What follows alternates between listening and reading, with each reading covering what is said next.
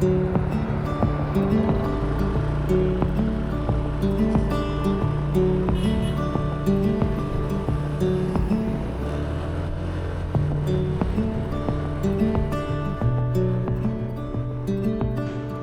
natin ang tulay ay ginawa lang para pagdugtungin ng dalawang pampang.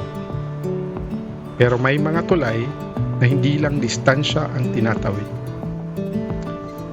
May mga sandaling binabago rin nito ang nararamdaman mo. Lalo na kapag kasabay mong bumababa ang araw. Ang unang hakbang, huwag magmadali. Hayaan mong bumagal ang oras kasabay ang pag-usad ng sasakyan. Habang unti-unting napapalibutan ng dagat ang daan, mapapansin mong may katahimikang hindi mo maririnig sa lungsod. Tumingin ka sa magkabilang panig. Ang dagat ay tila salamin ng langit. Ang bawat alon ay kumikislap sa huling yakap ng liwanag.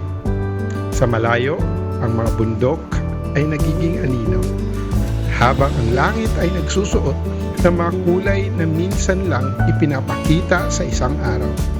Kahel, rosas, ginto, lila. Parang isang pintang dahan-dahang binubuo ng kalikasan. At sa bawat metrong tinatahak mo, parang may iniiwang kang pagod sa likod. Humihina ang pag-ingay ng isip, lumalalim ang bawat paghinga. At sa unang pagkakataon sa maghapon, wala kang kailangang habulin. Habang unti-unting nilulunok ng abot tanaw ang araw, mararamdaman mong hindi pala lahat ng paglalakbay ay tungkol sa pagdating.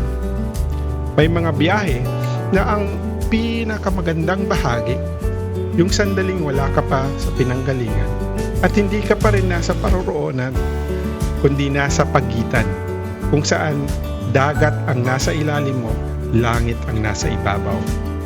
At ikaw ay tahimik na saksi sa pagtatapos ng isang araw.